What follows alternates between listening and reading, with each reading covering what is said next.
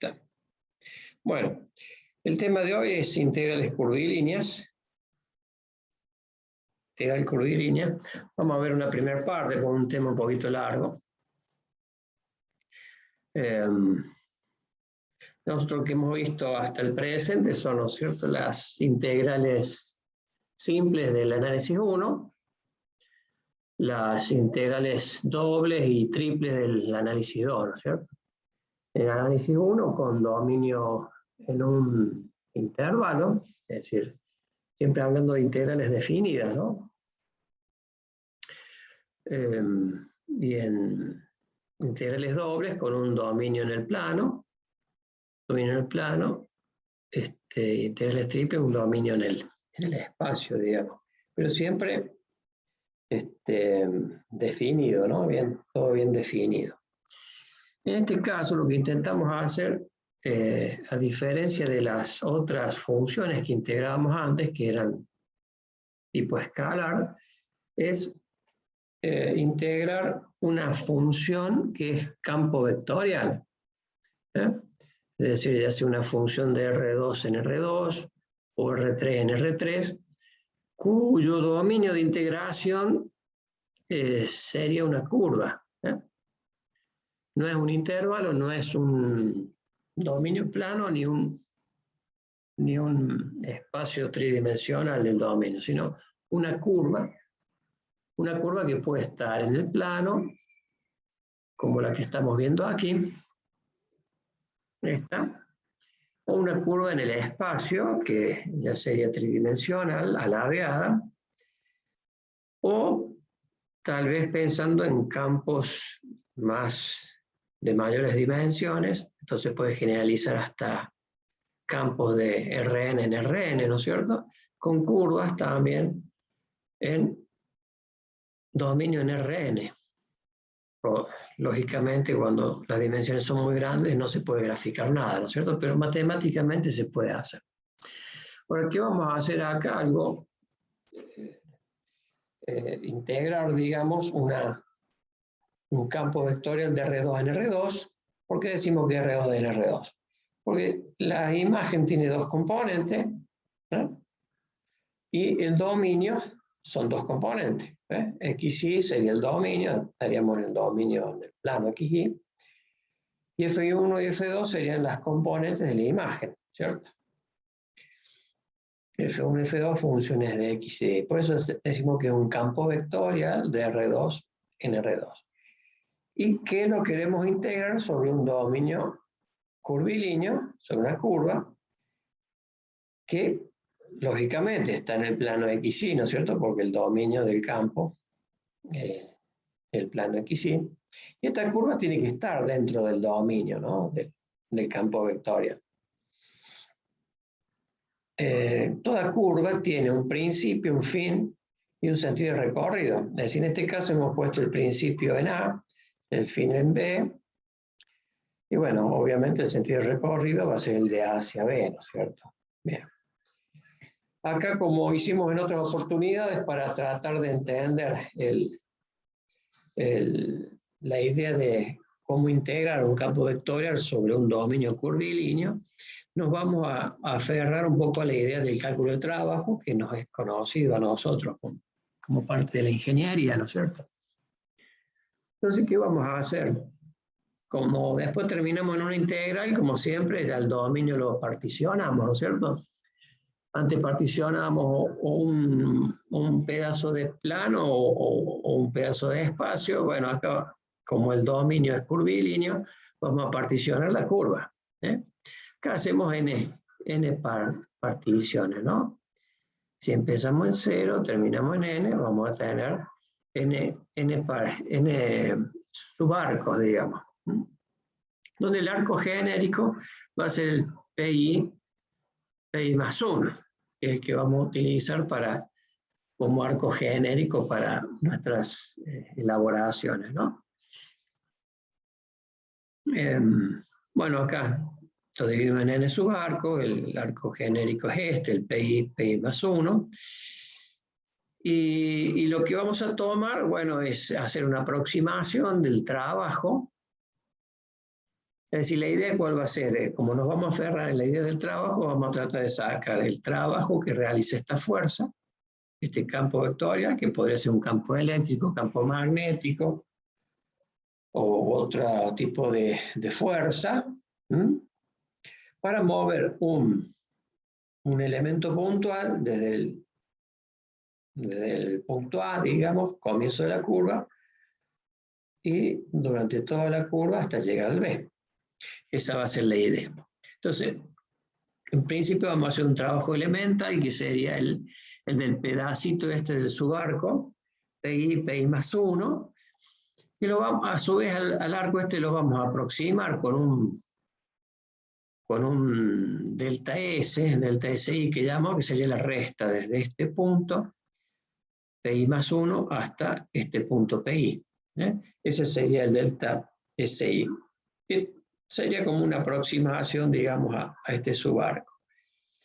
Es decir, que lo que vamos a hacer acá en este pedacito es tratar de sacar el trabajo desde PI a PI más 1 como una aproximación, ¿no es cierto?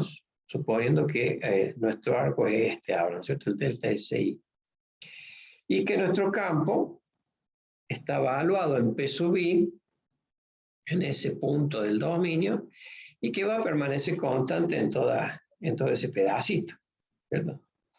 Eso en realidad no es cierto, pero sería como, si estos subarcos no son demasiado grandes, serían como una aproximación. Entonces, ¿qué haríamos? Un producto de vectores. Es decir, estaríamos haciendo el producto del campo vectorial, la fuerza, por el desplazamiento vectorial. Producto escalar es ese productito que está ahí, ¿no? Fuerza por el desplazamiento, ¿no? Y este sería el TI, digamos, el trabajo en ese pedacito de arco. Ahí ponemos la idea de aproximación. Y bueno, después, como el campo vectorial, como el desplazamiento, tienen componentes cartesianas, tiene una componente en X y una componente en Y, el desplazamiento igual. Bueno, la componente en X del campo es F1, ¿cierto? La componente en Y del campo es F2. Como ven, acá está evaluado en el punto ¿no? En el punto de P sub I. Entonces estamos suponiendo que la fuerza es constante en todo ese desplazamiento del TSI. Y del TSI, el delta XI, delta I sub I, ¿cierto? Que sería este segmentito, el delta XI, y este otro segmentito, el delta I sub I. Con eso serían las componentes del delta SI. Y bueno, esta operación, que es el producto escalar, es una operación muy útil para este caso, porque estamos multiplicando componente X con componente X y le sumamos la componente Y con la componente Y, ¿no es cierto? Ese producto. Componente homóloga con componente homóloga y se suma. Y aquí tiene perfectamente ajustado la definición del trabajo, es decir, fuerza en dirección del desplazamiento, es decir, en dirección de X por el desplazamiento en X. ¿Cierto? Fuerza por el desplazamiento en la dirección, ¿no es cierto?, del objeto, la dirección de la fuerza. Y acá pasa lo mismo, es decir, la fuerza de dirección Y con el desplazamiento en la dirección Y nos genera otra parte del trabajo.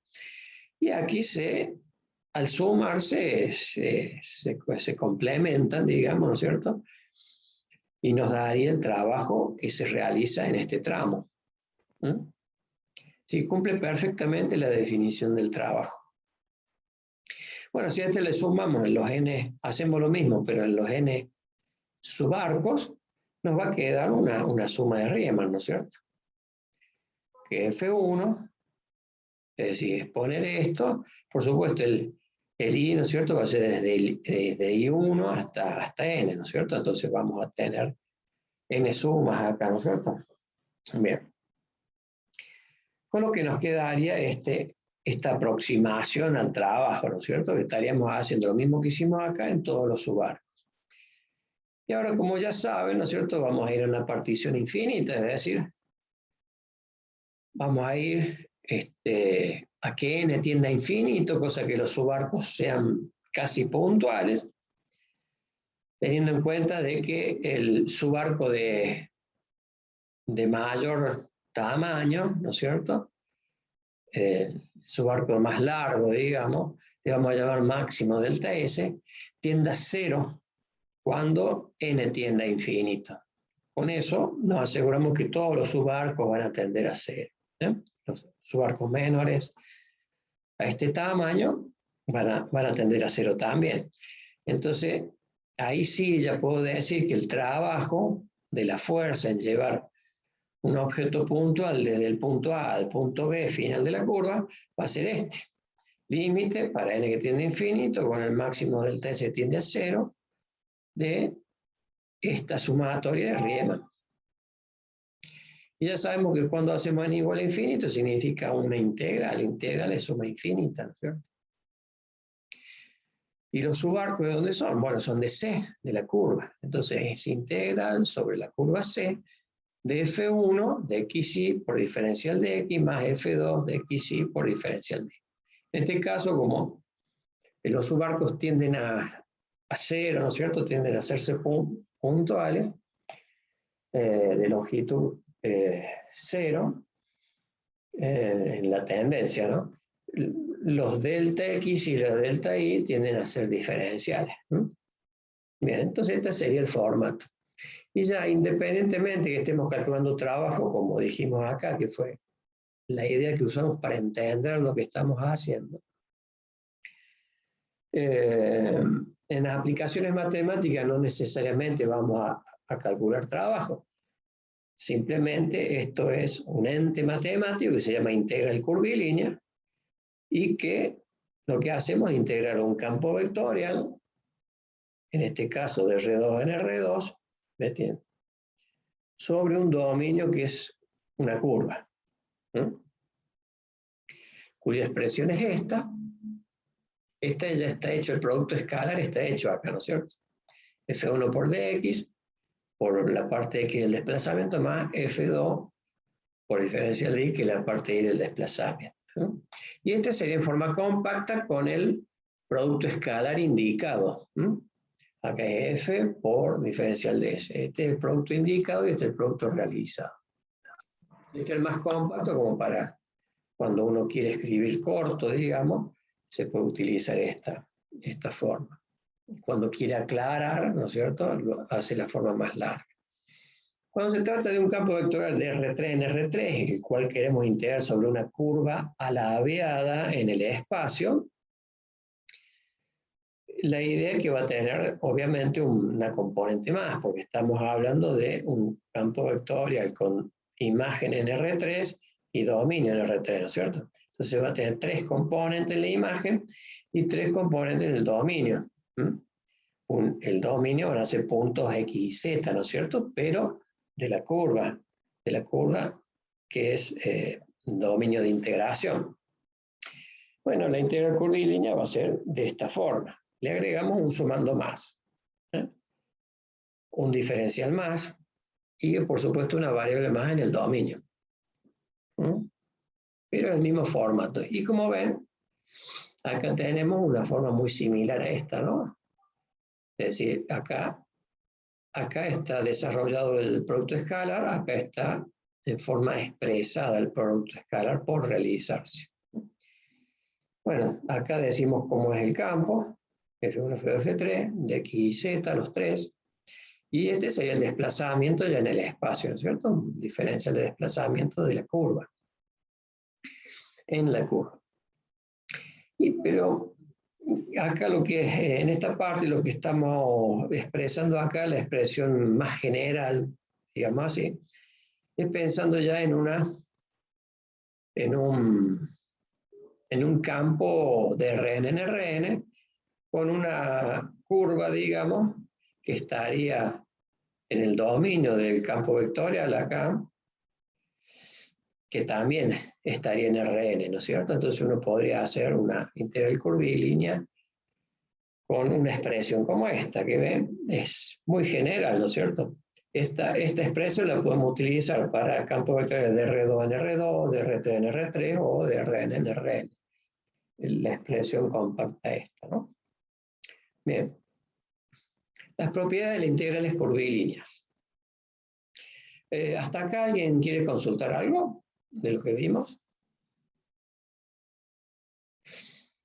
Bien. Las propiedades. Las propiedades son dos fundamentalmente. Estas dos se usan mucho en el práctico o en las demostraciones de teoremas. Dice así, ¿no? Si f como campo vectorial, ¿no?, es integrable sobre la curva C, se cumple que la integral sobre C, que es esta, principio, fin y sentido de recorrido, es igual a menos la integral sobre menos C. Este menos es algebraico, pero menos C, el menos del menos C no es algebraico, sino habla del sentido de la curva, que es al revés que el C, ¿no es cierto? El C tiene un sentido, el menos C tiene lo opuesto, ¿no? Tiene el sentido opuesto. Es decir, que donde es punto final en el C, va a ser punto inicial en el menos C, y lo mismo pasa con el punto inicial de C, va a ser el punto final de menos C. El sentido recorrido al revés. Pero la traza, digamos, las marcas, digamos, la traza de la curva es la misma. Lo que cambia es el sentido de recorrido. ¿Y por qué da menos? Y porque una cosa es que los diferenciales, ¿no? El diferencial de S tiene diferencial de X y diferencial de Y, ¿no es cierto? Los diferenciales, cuando vamos moviéndonos en la curva, van para un lado los diferenciales, ¿no es cierto? Cuando vamos por el otro lado, los diferenciales se hacen negativos, es decir, tienen componente de signo contrario, por eso es el menos este de acá. Es decir, el campo sigue siendo el mismo, pero los diferenciales son los que cambian de signo, digamos. Acá está explicado, ¿ves? Cambia de sentido el diferencial de S, por lo tanto cambia de signo sus componentes diferentes. Bien, esa es una de las. La otra es que si yo tengo una curva que tiene dos tramos, ¿no es cierto? C1 unión C2. Bueno, se puede dividir, como en todas las otras integrales que vimos, se puede dividir el dominio en dos partes y hacerse en dos integrales, ¿no es cierto? La integral sobre C del campo sobre C va a ser la integral del campo sobre C1 más la integral del campo sobre C2. Esto se da normalmente, pero siempre existe una curva, ¿no? Esta sería la C.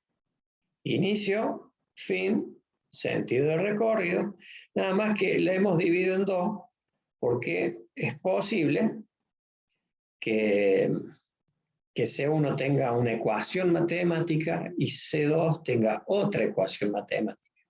Entonces no se pueden hacer las dos juntas, sino que hay que dividir la curva entera en dos partes, una con una expresión matemática y la otra con la otra expresión matemática. Y entonces tener que hacerse la integral con dos integrales.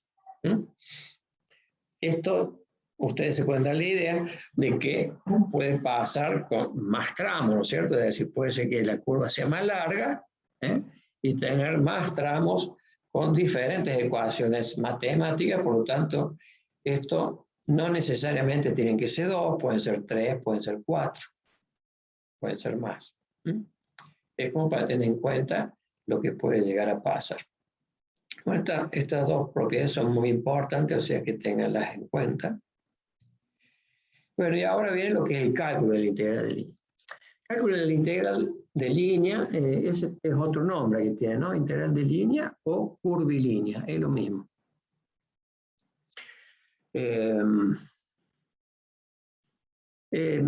Lo que se hace es simplemente hacer una composición del campo vectorial con las ecuaciones de la curva. Cuando hago esa composición, la integral se me transforma de una integral de línea a una integral simple del análisis 1. Eso lo vamos a ver con esto que vamos a ver ahora. Yo se los adelanto, que se transforma cuando hacemos la composición del campo con las ecuaciones de la curva, la ecuación o las ecuaciones de la curva, se transforma después la integral en una integral simple del análisis 1. Eso es un adelanto que les doy. Y bueno, acá como estamos queriendo integrar un campo de R2 en R2 sobre una curva que obviamente está en R2 porque tiene que estar en el dominio de F, ¿no es cierto? Dicha curva puede venir dada por A igual a f de x, es decir, como una función de y igual a f de x. Con x que varía desde un x1 a un x2, es decir, tiene que ser un pedazo de curva, no puede ser una curva infinita, ¿no es cierto? Tiene que ser algo bien definido. Tiene que ser un pedazo de curva. Entonces, ¿qué va a pasar? Esta es una ecuación de la curva, ¿no es cierto? Que va con f de x, está en función de x, y con x que va desde x1 a x2, ¿no es cierto? Entonces, ¿qué vamos a hacer? Vamos a componer el campo f1 y f2, ¿no es cierto?, con la curva. ¿Qué significa eso? Que le vamos a obligar al campo donde tenga un valor de y, le vamos a poner f de x. Le obligamos al campo a tomar valores de la curva, ¿no es cierto? En forma directa, haciendo la composición, ¿ves? Campo con esta. Entonces, donde allí reemplazo por f de x. ¿Ves? Acá está la y, lo puse f de x. Acá también en f2 lo mismo. Donde ahí pongo f de x. ¿Ves? Me está quedando las dos funciones como f de x. Función de solamente de x. Y como estoy pasando todo a x, porque estoy haciendo la composición, no me puede quedar el diferencial de y acá. Diferencial de x sí, pero diferencial de y no. Tiene que pasar a x. Bueno, el diferencial, como es de la curva, el diferencial de y, bueno, y esta es la curva, ¿qué voy a hacer? Lo voy a diferenciar. A esta función la diferencia, es decir, como diferencial de y va a ser la deriva de la función por diferencial de x. Entonces, reemplazo el diferencial de y por el diferencial de lo que vale en función de x. Entonces, como ven, me está quedando todo en función de x. Entonces, puedo sacar factor común diferencial de x, y es lo que me queda acá, ¿ves? Y como es todo en x, ¿ves? Me queda f1 de... Me queda toda una función de x, todo sumado acá, bueno, multiplicado por otro pedacito de función de x, es decir, va a ser todo de x. Lo voy a terminar integrando sobre el intervalito x1, x2. Esta es la razón, pues la justificación de lo que les decía recién. Al componer, al obligarle al campo vectorial a tomar los valores de la curva, es decir, hacer la composición del campo con la curva, se me transforma la integral de línea en una integral simple de análisis 1. Por lo tanto, de resolución fácil. Acá hay un ejemplo.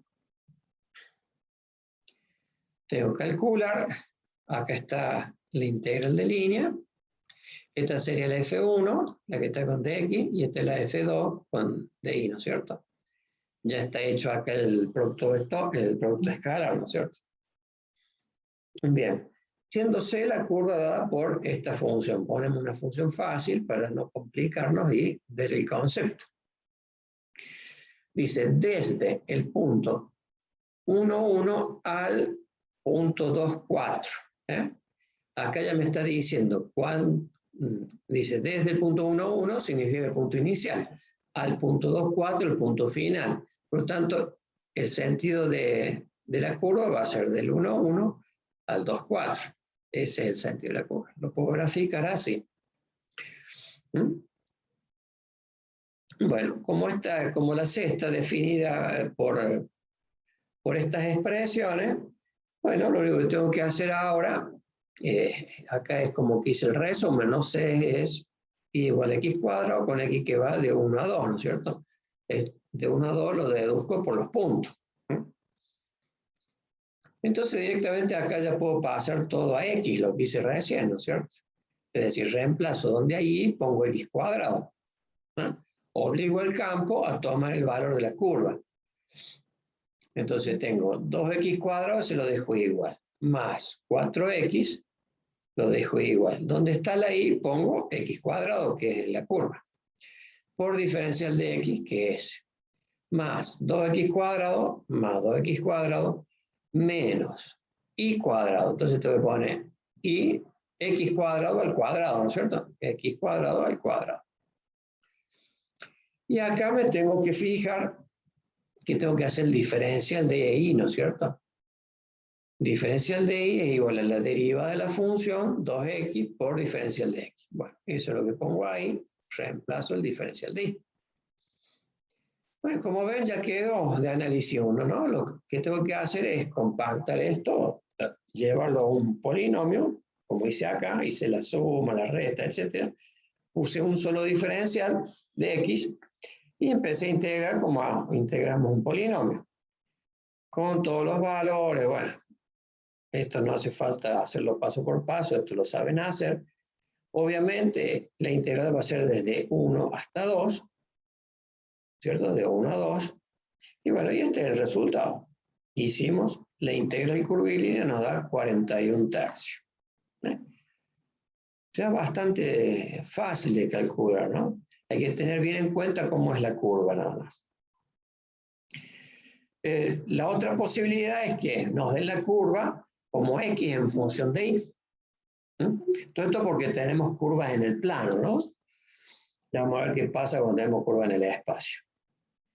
Si x es f de y, bueno, voy a tener con un pedazo de curva, ¿no? Es decir, y va a ir desde un i1 hasta un i2, hace un pedazo de curva.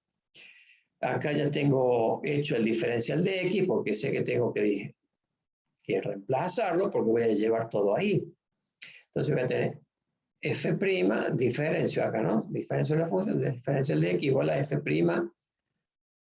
de y por diferencial de y. Entonces, acá tengo la integral que quiero hacer. Y ahora empiezo a reemplazar, como es x en función de y, paso todo ahí, entonces reemplazo el x. ¿Ve? Que es lo que hice acá, ¿ve? Puse f de y. En f2 lo mismo. Puse reemplazo el x por f de y. Y el diferencial de x lo reemplazo por y, por lo que vale en función de y, que es lo que está acá. Entonces me queda todo en función de y, y obviamente pongo como límites de integración y1 y 2. Y ahí me queda el formato. Aquí hay un ejercicio homólogo, digamos, al anterior. Dice hallar el valor de esta integral, este es f1, este es f2, siendo menos c, fíjate, esto hay que tener en cuenta cómo viene el enunciado, ¿no? Siendo menos c, x igual a y cuadrado, con y que va de 0 a 1. ¿A mí qué me piden? Me piden integrar el campo vectorial sobre c, no sobre menos c. Entonces acá seguro que voy a tener que usar la propiedad 1 que di, ¿no es cierto? Cuando el recorrido es al revés. Bueno, ¿por qué decimos acá que es menos c? Bueno, porque esta expresión matemática, que es x igual a y cuadrado, cuando y va de 0 a 1, va en el sentido de 0. De 0 a 1 va en el sentido opuesto, ¿no es cierto? Va en el sentido hacia allá, ¿no es cierto? Va desde el punto. Cuando inicio el i, ¿no es cierto? En 0 me va a dar el punto 0, 0. Cuando pongo i igual a 1 me va a dar el punto 1, 1. Punto final. Es ese. Entonces, si yo digo de que es menos c, menos c es la que hace esta expresión, es decir, la que va del 0, 0 al 1, 1, significa que el c es al revés. El c que me piden integrar. Eso lo tengo que ver, leerlo bien al enunciado y darme cuenta. Si este es menos c, entonces el que iba para arriba, entonces el c que me piden a mí es para abajo, ¿no es cierto? Bien.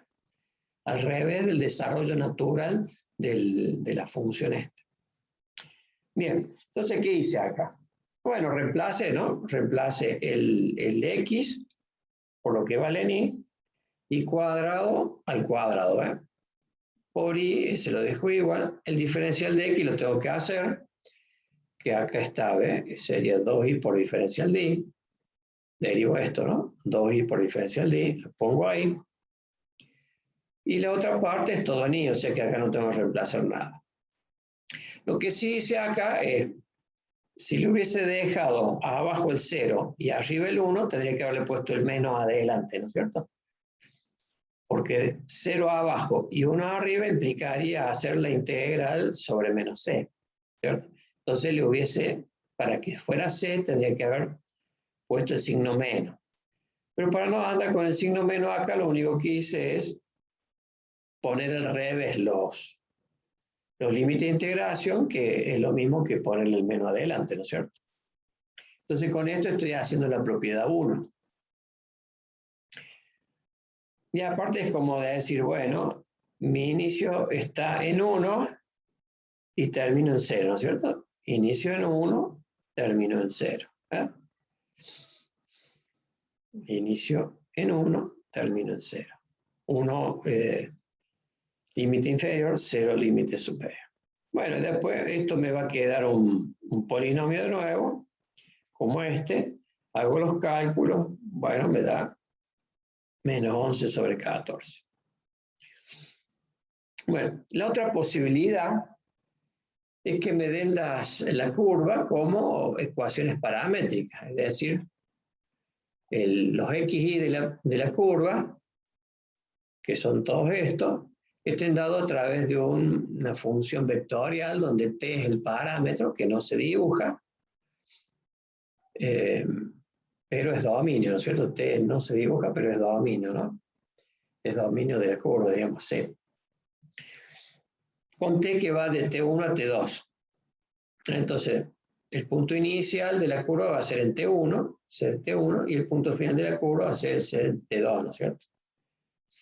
Donde el CT2, bueno, está compuesto por un X y un Y, y el CT1 también, un X y un Y. Bueno, en este caso, tengo que reemplazar todas las variables, ¿eh? Porque voy a poner todo en función de T, del parámetro. Entonces, acá el X lo voy a reemplazar por lo que vale como ecuación paramétrica, el Y también, por G, acá dice F de T, G de T, en F2 lo mismo, y los diferenciales los voy a tener que reemplazar a los dos, el de X y el de Y. Acá se hace igual, es decir, derivo F' por diferencial de T, G' por diferencial de T. Y ahí aparece el reemplazo para poner los diferenciales en función de T. Y lo mismo, me queda todo con una sola variable T, entonces ya analicé uno. Por supuesto, con límites de integración T1 y T2. Bien, y acá sería un ejemplito muy similar a los otros, nada más que ahora con ecuaciones paramétricas. Acá está la F1, F2, el X, estas serían las ecuaciones paramétricas de la curva, X igual a 3t cuadrado igual a t cubo, con t que va de 0 a 1. Los diferenciales para reemplazar son estos. Y bueno, reemplazo. Tengo un X que voy a poner 3t cuadrado, ahí está. Tengo un Y, voy a poner t cubo. Diferencial de X va a ser 6t diferencial de t. Después, y cuadrado, voy a poner esto al cuadrado, ¿no es cierto? T cubo al cuadrado. Diferencial de y, 3t cuadrado, diferencial de t. Juntamos, integramos y me da el valor.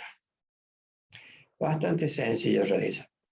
Ahora, bueno, cuando estamos por integrar un campo vectorial de R3 en R3, sobre una curva que obviamente tiene que estar en R3 la curva, porque es el dominio de integración del campo vectorial. Esa curva ya no se puede obtener con tres formatos como en el plano, porque no tenemos forma de despejar Z para que me dé una curva, ¿no es cierto? Porque si pongo algo en función de dos variables va a ser una superficie, ¿no es cierto? Entonces, la única manera de reemplazar acá es con ecuaciones paramétricas. ¿eh? Con ecuaciones paramétricas. O en un ejercicio podría ser también que me den, bueno, la curva es la que se según la intersección de dos superficies. Entonces tenemos que ver cómo es la intersección de dos superficies, cómo es la curva esa cuando se intersecan dos superficies. Por eso se lo van a dar seguramente en algún ejercicio, que podría ser la parte más complicada, obviamente con superficies conocidas y con curvas que también van a ser conocidas. Cuando sepan cuál es la intersección. Bien, pero en general lo más común es que le den un ejercicio así con ecuaciones paramétricas. Y en este caso, bueno, tenemos el X, el Y, el Z, va a ser esta termina siendo una función vectorial de R en R3, ¿no es cierto? Donde T sería la variable independiente y estas serían las imágenes que hacen la curva. ¿eh?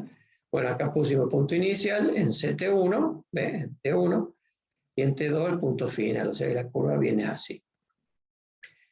Y los diferenciales se van a tener que reemplazar, ¿no es cierto?, para una integración de una curva en el espacio, por lo que vale, ¿no es cierto?, derivando estas funciones. Entonces, esta sería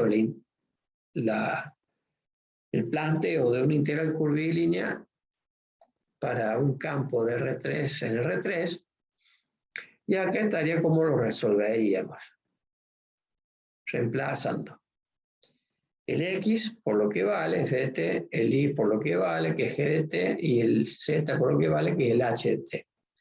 Y el diferencial de t de X, que sería la derivada de f de t, que está acá por diferencial de t. Acá le puse la derivada nomás porque ya acá le saqué factor común, ya hice, me adelanté en un paso, digamos, y saqué factor común diferencial de t acá.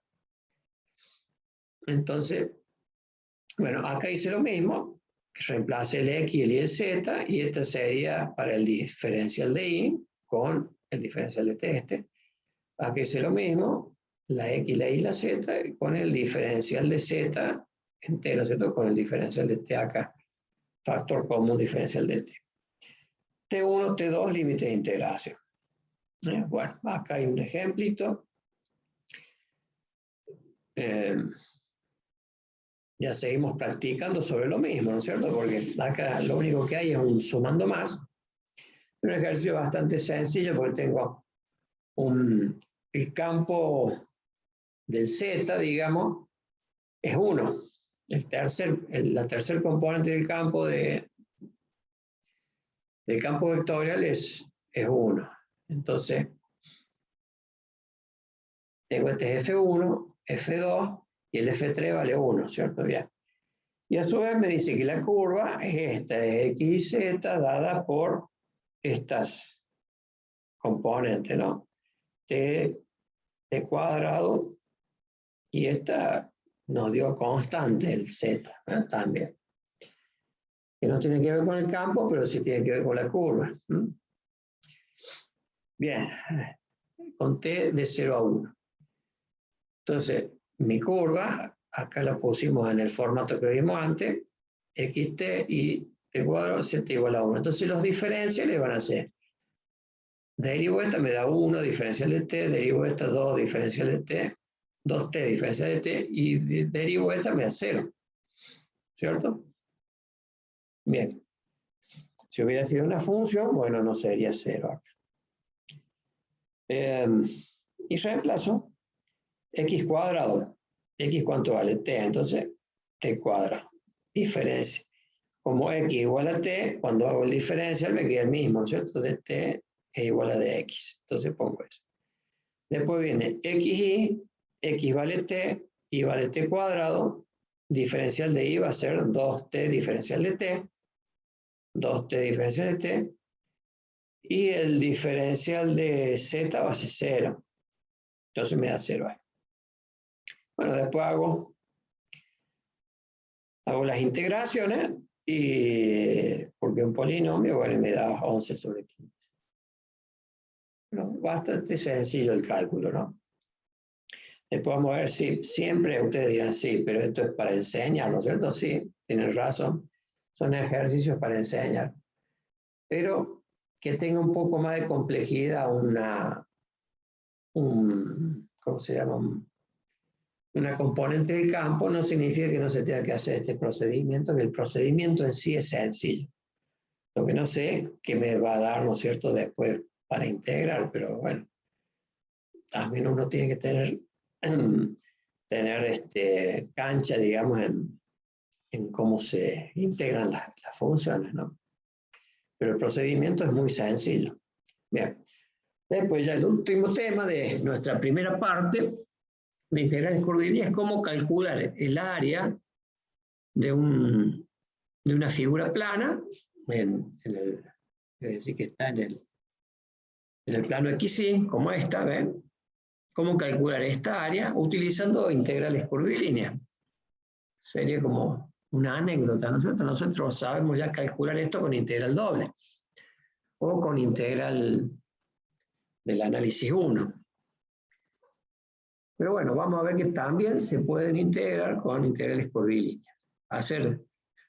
Calcular el área de D con integrales curvilíneas. Bueno, empezamos. Suponemos de que este es el dominio en el cual quiero calcular su área y que tiene un borde que es una curva, ¿no es cierto? Este es un dominio simple. Dominio simple significa que no tiene huecos y que está rodeado, o que su frontera es una curva simple. Curva simple significa que no se corta en ningún punto intermedio, ¿no?, de la curva. Es decir, no se hace un 8 en ninguna parte. Porque el 8 tendría, ¿no es cierto?, un punto donde se corta el medio, ¿no es cierto?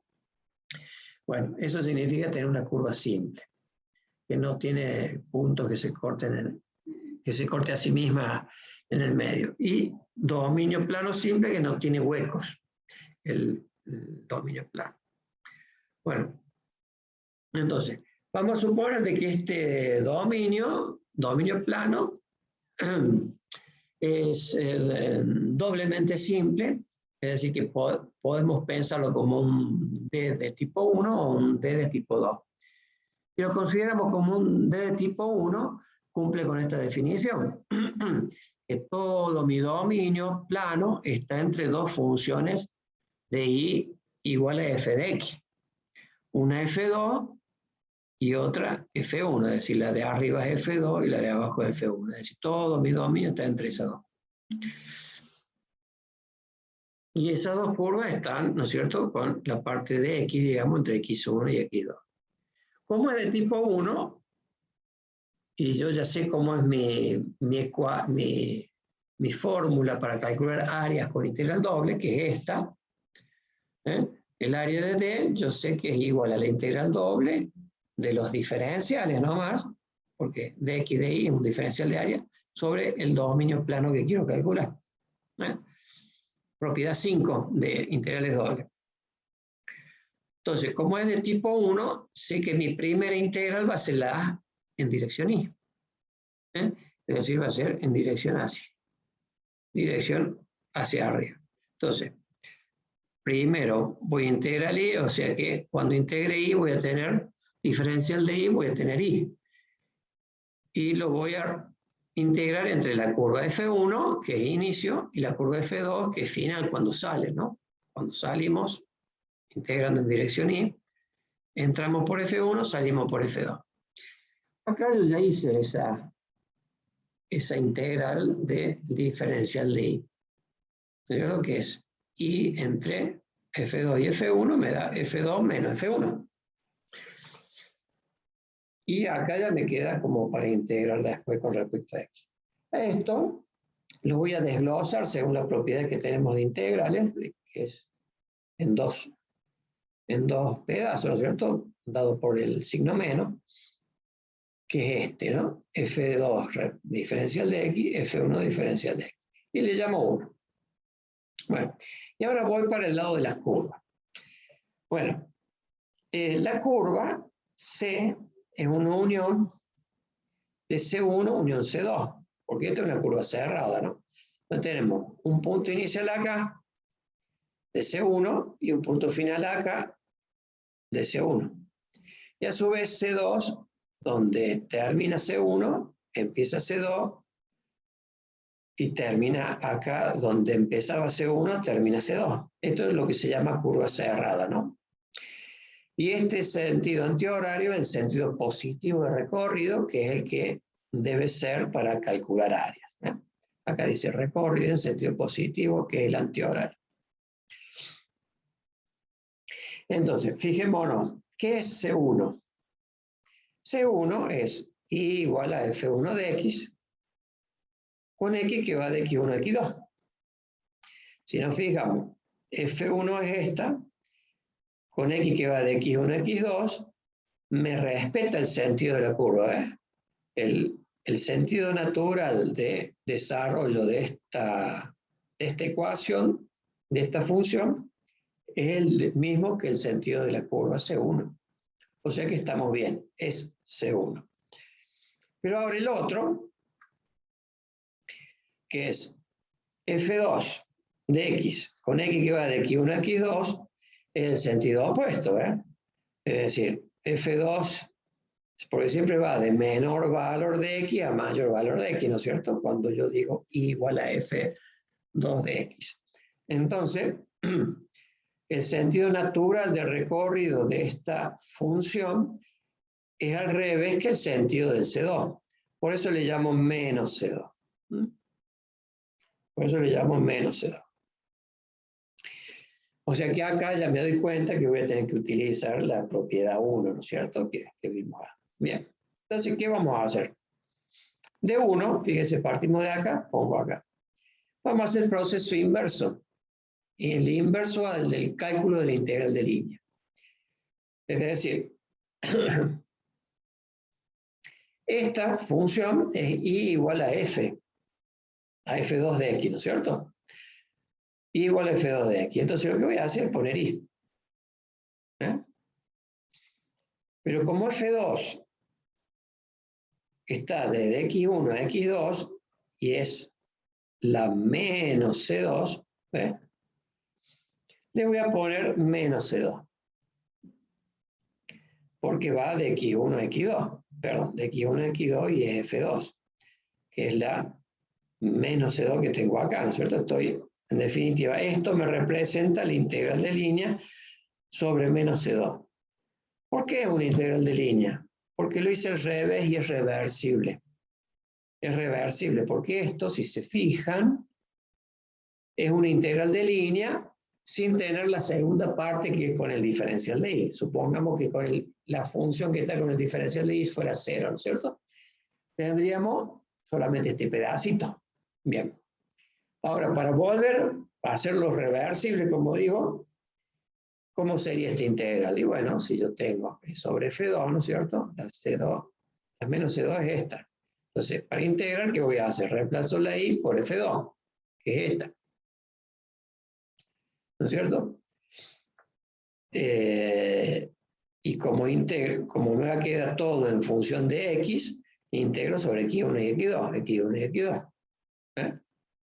Que es cuando paso todo a una sola variable y me queda la integral de línea, es la integral simple del análisis 1, ¿no es cierto? Entonces, eso que vimos recién que podría pensarse como complicado, hacerlo al revés, es realmente correcto. Es decir, invierto, es decir, al F2 ahora le pongo I, y como se trata de menos C2, le pongo el menos C2 ahí. ¿Eh? Lo mismo hago con esta. Pongo el menos y el I que tengo acá perdón, el F1 que tengo acá es I igual a F1, ¿no es cierto? Es I igual a F1. Entonces vuelvo a poner I. Pero como es F1, estoy acá. Estoy en C1. Entonces estoy integrando sobre C1. Estoy haciendo una integral curvilínea sobre C1. También es reversible. Si vuelvo a reemplazar, me vuelvo acá. Vuelvo al punto 1. Bien. Ahora, ¿qué va a pasar? Como menos C2 no me interesa, sino que me interesa C2, lo que voy a hacer es ponerle el menos acá y ponerle C2. Porque el integral sobre menos C2 es igual a menos la integral sobre C2. Y acá, fíjese, me da menos acá y menos acá. Puedo sacar factor común menos y me queda la suma de estas integrales, que es lo mismo que ahora pensar en utilizar la propiedad 2 al revés. La propiedad 2 es, tengo el dominio dividido, ahora lo junto. C1 unión C2 es C. Entonces, fíjense, la 1, que es esta, que estábamos calculando área, la hemos reemplazado por una integral curvilínea, con un solo elemento adentro, con este formato. Quiere decir que el área de D tranquilamente se puede calcular así. Con el menos, integral sobre C, toda la C, con una función particular, y por diferencial de X. Es decir, no puedo poner cualquier cosa, es solamente el I ahí, ¿no? Si quiero calcular el área, tiene que ir el I. Ahora, ¿qué va a pasar si yo considero a D? Dijimos que era doblemente simple el D, o sea que puedo considerar a D de tipo 2.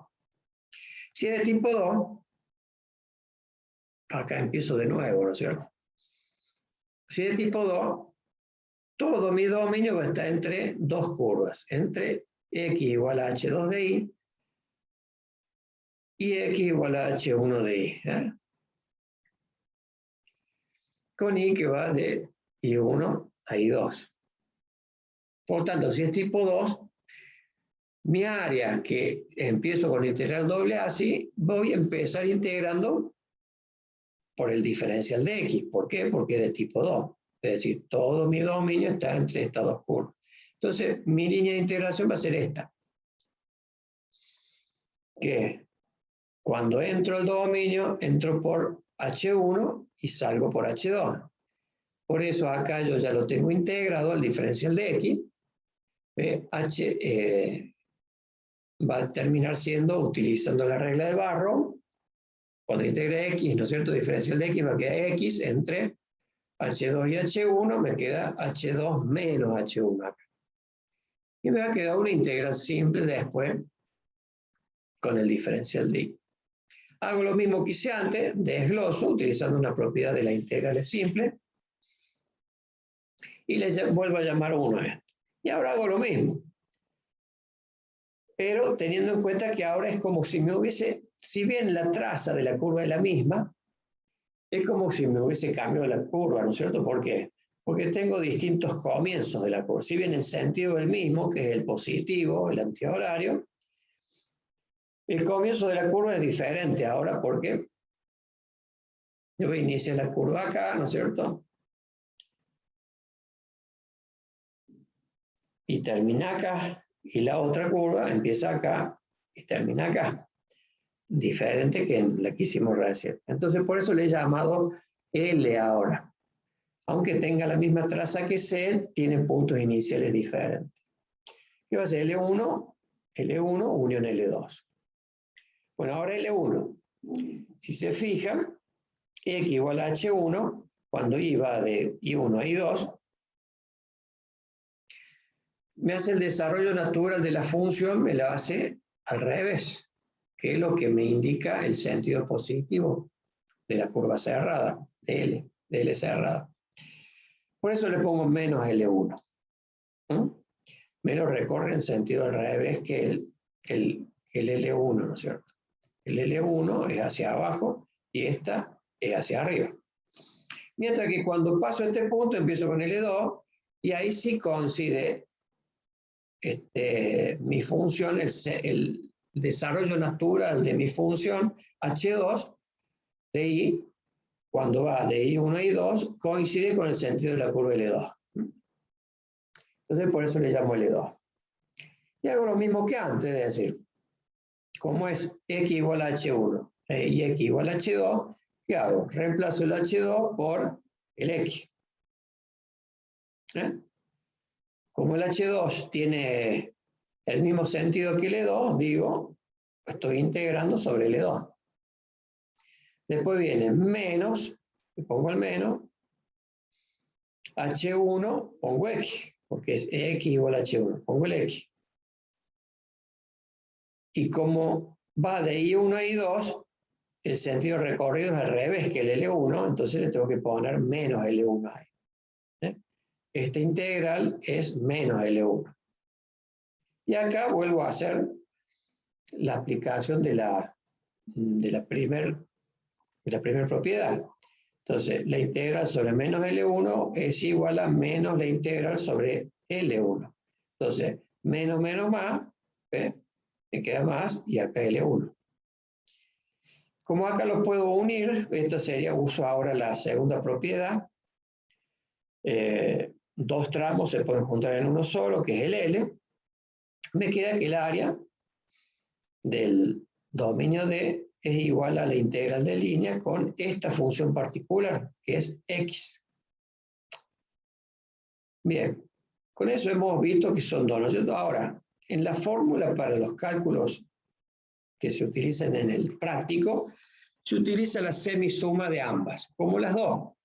Esta y la anterior me calculan el área, si yo la sumo me van a dar 2 veces el área, ¿cierto? Entonces, si yo le pongo un medio, calculo el área, ¿cierto? Bien, entonces, voy a tener la integral sobre L de menos I diferencial de X, que es el que tengo acá, menos I diferencial de X, metí el menos adentro, metimos el menos adentro, y lo otro es X diferencial de Y, con un medio para no estar calculando el doble del área. Y bueno, y después acá hicimos